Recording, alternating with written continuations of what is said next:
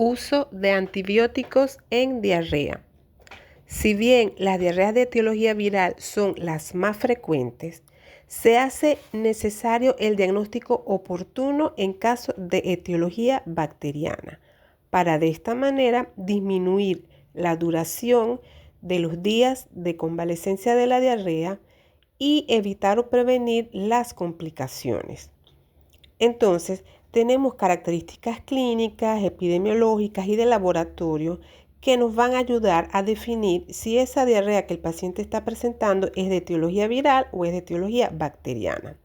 Con respecto a la clínica, pacientes que tengan un compromiso severo del estado general o pacientes que presentan evacuaciones con moco, con sangre, esta presencia de moco y sangre nos sugiere que hay invasión de la mucosa intestinal y entonces la etiología de diarrea de tipo invasiva es por bacterias como Shigella, Salmonella, Campylobacter jejuni, Yersinia enterocolitica y Escherichia coli enteroinvasiva, en cuyos casos estaría justificado el uso de tratamiento con antibióticos. Con respecto al laboratorio, hacemos un análisis del leucograma fecal. Si nos reporta más de 5 leucocitos por campo y a predominio de polimorfonucleares, esto también nos orienta a la etiología bacteriana de esta patología. Y la prueba de Ouro estándar sería el aislamiento del microorganismo en un coprocultivo, porque allí nos va a definir cuál es la bacteria que está implicada y además nos va a dar el antibiograma respectivo para esta bacteria. Debemos recordar que los antibióticos no se deben utilizar de manera inadecuada ni indiscriminada porque lo que hace es favorecer la resistencia bacteriana. Y hay muchos casos en que los pacientes con diarrea ellos mismos se automedican y van a la farmacia, compran cualquier antibiótico y esto lo que hace es favorecer la resistencia bacteriana. Tratamiento con antibióticos en diarrea bacteriana. El cuadro que les presento a continuación es tomado de los archivos de Puericultura y Pediatría 2021, volumen 84. Aquí vamos a analizar el uso de los antibióticos de primera elección y las alternativas en cada agente etiológico bacteriano. Shigella. Tenemos que esta bacteria puede producir cuadros diarreicos que son desde una diarrea acuosa hasta cuadros de diarrea con presencia de moco, de sangre y síntomas como fiebre, dolor abdominal, tenesmo. En este caso de shigellosis, el tratamiento de primera elección es la citromicina a 10 miligramos por kilogramo por día o una cefalosporina de tercera generación como cefixima a 8 miligramos por kilogramo por día. Tenemos que con respecto a la salmonela, en el caso de la salmonelosis debemos tomar en cuenta las características clínicas. Si el paciente está asintomático o con sintomatología leve, no se recomienda indicar antibióticos, ya que el uso de antibióticos en un paciente que está bien nutrido, que no tiene ninguna patología de base y que no tiene sintomatología o es muy leve, lo que vamos a conseguir indicando antibiótico-terapia es que se extienda o se prolongue la fase de portador. Ahora, si tenemos pacientes con síntomas moderados, severos o que tienen riesgo de enfermedad invasiva, como son pacientes menores de 3 meses de edad, pacientes inmunodeprimidos, pacientes con alguna enfermedad crónica, hemoglobinopatía, oncológicos, pues sí está indicado el uso de antibióticos, ya que estos pacientes si tienen bacteriemia, tienen riesgo de que haya invasión a otros órganos y que los pacientes se compliquen con meningitis, osteomielitis o endocarditis. Entonces, antes de iniciar el antibiótico, se recomienda realizar un hemocultivo. En el caso de Salmonella typhi específicamente, el tratamiento de elección es la citromicina a 10 miligramos por kilogramo día, o una cefalosporina de tercera generación o una quinolona. Y como tratamiento alternativo, ceftriaxona vía endovenosa a razón de 50 miligramos por kilogramo día. Con respecto a las diarreas por Escherichia coli, debemos recordar que hay 5 tipos de Escherichia coli: la enteroinvasiva, la enteropatógena, enterohemorrágica, enteroagregante y enterotoxigénica.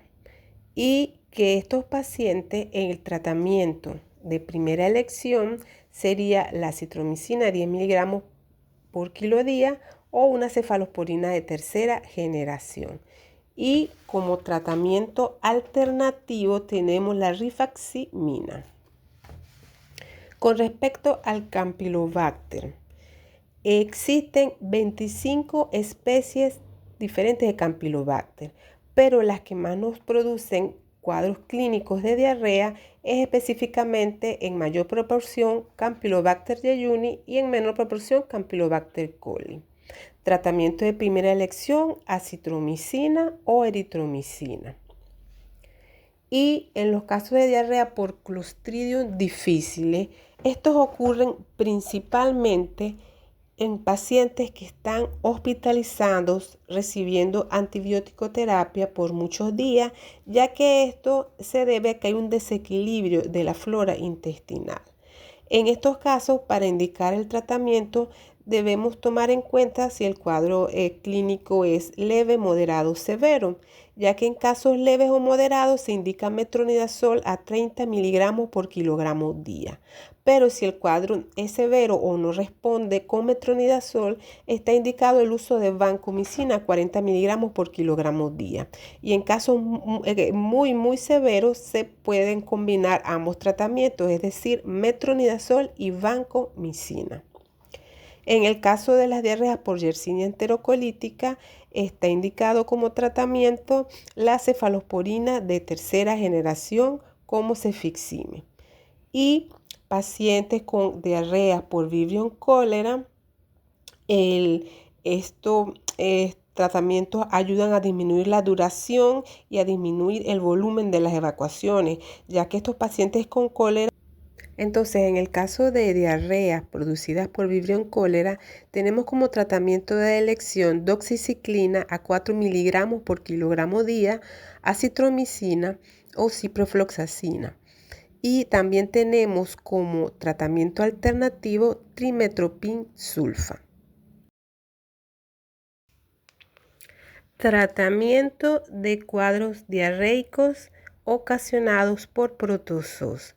El cuadro que les estoy presentando a continuación es tomado de los archivos de puericultura y pediatría de la Sociedad Venezolana, que están en el volumen 84. Entonces tenemos que en el caso de las parasitosis, ellas son bastante frecuentes en los niños. Tenemos la entamoeba histolítica como una de las que nos produce amibiasis, el cual es un cuadro que puede ser intestinal o puede ser extraintestinal. Las formas intestinales son las más frecuentes, que hay infecciones con clínica de dolor abdominal, pus o tenesmo, y el paciente puede tener evacuaciones con sangre.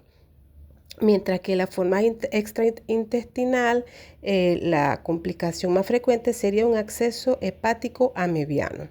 Entonces tenemos como tratamiento de primera elección en amibiasis el metronidazol en dosis entre 30 a 50 miligramos por kilogramo día durante 7 a 10 días.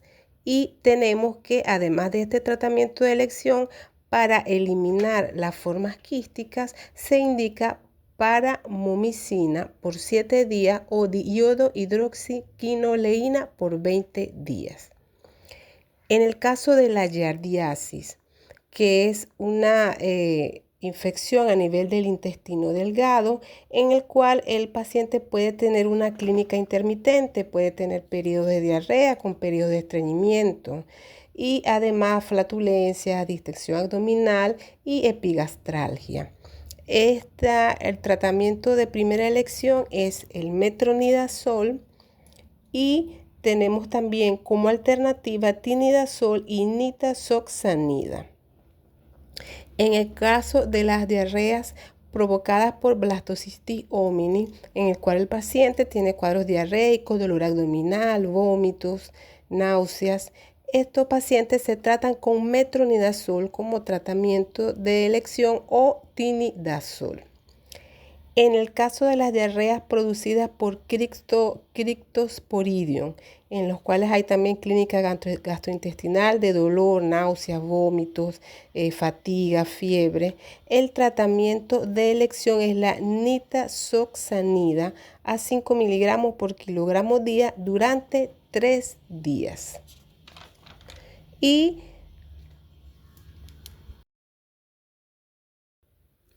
las helmintiasis, que son parasitosis que se transmiten por la presencia de huevos en heces que están contaminadas, ¿verdad? Que contaminan el suelo en áreas con saneamiento deficiente. Entre los helmintos que más frecuentemente afectan al ser humano tenemos Ascaris lumbricoides, Trichuris trichura y los anquilostomas como Necator americano y Ancylostoma duodenale.